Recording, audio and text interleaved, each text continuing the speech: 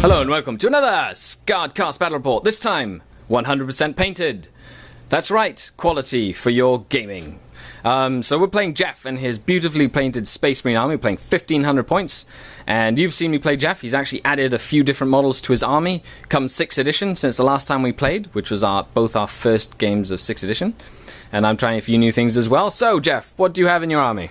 Well, I have a Chapter Master with Storm Shield Power Axe, 6-man Tenor Squad with Cyclone, Razorback with Assault Cannons, 10-man Tactical Squad with Power Weapon, Flamer, Plasma Cannon, 10-man Tactical with Flamer, Power Weapon, Missile Launcher with a Razorback Heavy Bolter, 2 Preds with Las Auto, a Land Speeder Typhoon with a Heavy Flamer, Vindicator, and a Storm Talon with Typhoon Launcher. Okay, so my army has the man himself, Urien. Last time you guys saw him, he was beating the crap out of some Tyranids. He's got 3 Grotesques in a Raider. All my vehicles have Night Shields, of course. 10 Warriors in a Raider with Splinter Axe.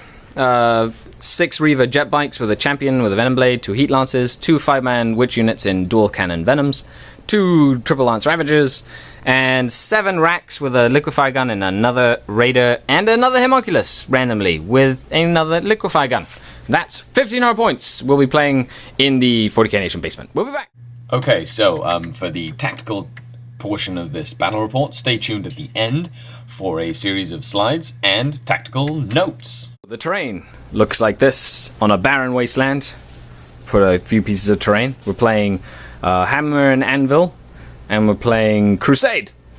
So there's one objective in the Aquila, one objective in that dead ground, and one objective back there in the Manufactorum.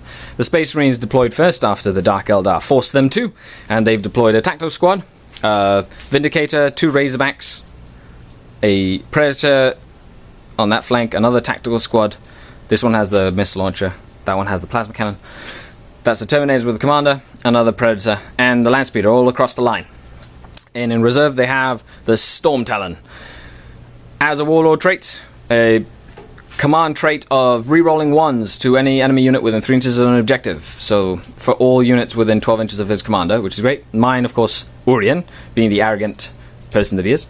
Decide to roll Furious Charge in enemy deployment zone. Now, of course, he already has Furious Charge. Him and his unit of Grotesques are fearless. They're deployed in the middle, together with 2 Ravagers, 2 units of Witches, Warriors, and of course the Racks, and they have rolled +1 strength for their drugs. The Reaver Jetbikes are in reserve. And, as in true Eldar form, or more like Dark Eldar form, they're going to attempt to steal the initiative. Oh my god. And we're going to try to do this. And they don't. Quite the opposite. The Marines advanced. The Chapter Master stayed put and landed an orbital bombardment in the cluster of Dark Eldar vehicles. But he luckily missed for the Dark Eldar. The Dark Eldar moved out after the initial strike. And combined shooting of 2 Venoms saw 1 Terminator fall. And combined shooting from 2 Ravagers, well, saw nothing happen to that. And that Vindicator blow up to the first penetrating hit.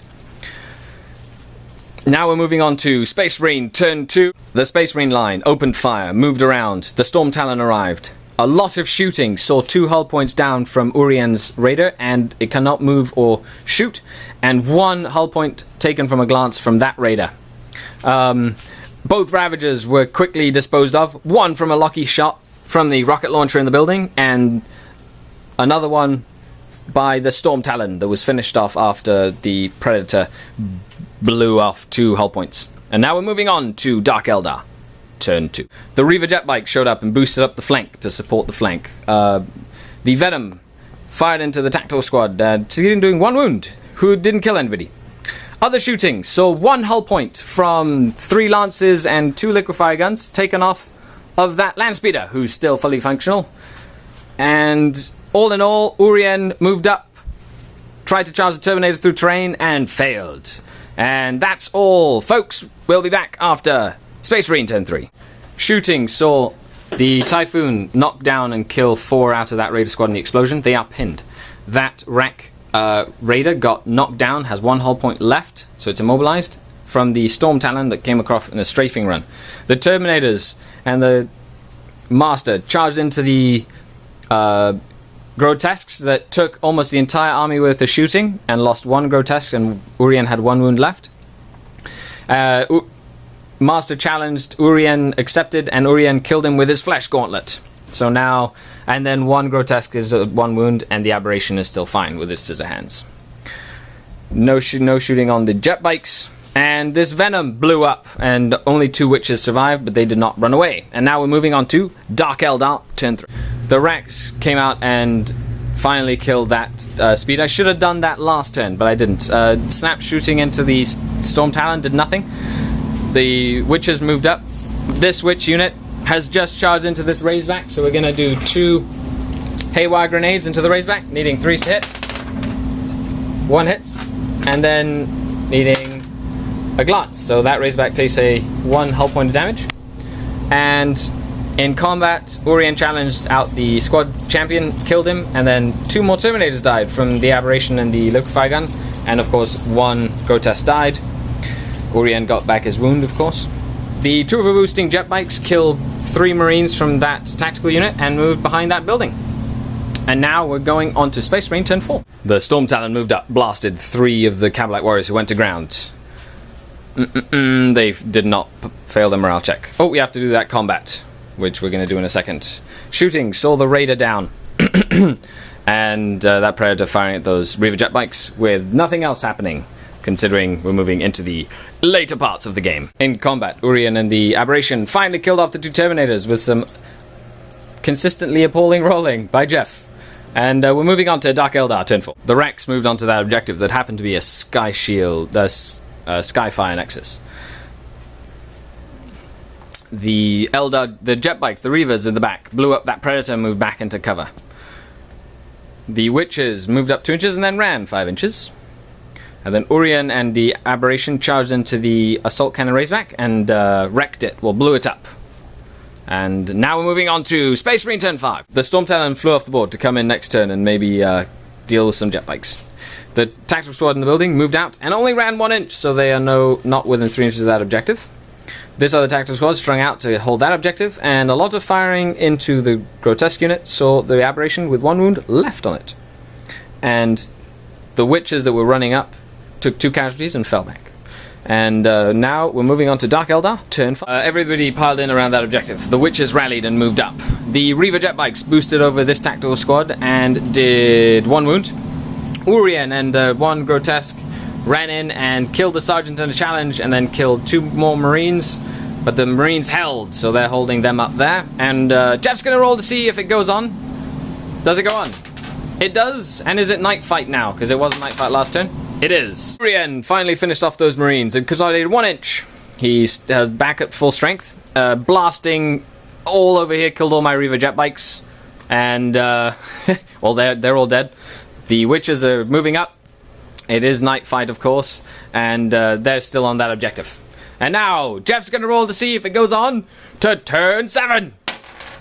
And it does not. Good game, Jeff. That's, I believe, a victory for the Dark Eldar, with Warlord, Linebreaker, First Blood, and 1 objective. 1 objective. Urien finished the game with 6 pain tokens, for anybody who's keeping track. And Jeff, if you'd like, we have some last-minute notes. Yeah, failing 2+ armor saves is not the best thing in the world. Nope. I couldn't roll 1 to save my life, apparently. So, oh well, it happens. It does. The Terminators kind of crumbled in the center there, and Urien and the Grotesque, which are really, really tough units. I'd forgotten how tough they were. And Urien, of course, he's just been cleaving through stuff like he did last time when we played him, which was awesome. But I still had a lot of fun. Great. Awesome. Fun times. Oh, yeah. Yeah. Thanks a lot for watching, of course. 2 fully painted armies on fully painted tables and terrain. This is Scarredcast. Check out the blog for daily Warhammer content, hobby stuff, articles, whatnot. And stay tuned for more battle reports. Skari out. Okay, welcome to Tactical Corner. So, as you can see in the deployment, I made him go first because it was an objective gain mission, and I deployed back using the length of the table and my knight shields to good effect to minimize damage. He moved up and did expose his master there in the center of the picture to a lance shot by leaving him by himself in order to orbit bombardment. But that was a good idea, because had it hit, it would have actually damaged quite a few of my vehicles, and I didn't want that to happen. In my turn, I basically rushed him. There was an objective that wasn't in far back in his deployment zone I wanted to get to, and Urien and the Rex were in a good position to attack those Terminators and bring them down and then threaten the rest of his army. Whereas he did stall that advance, but as you can see, he put a lot of effort into trying to down the Raider. That didn't happen. The Grotesque and Urien were able to ultimately tackle and destroy the Assault Terminators, which was awesome.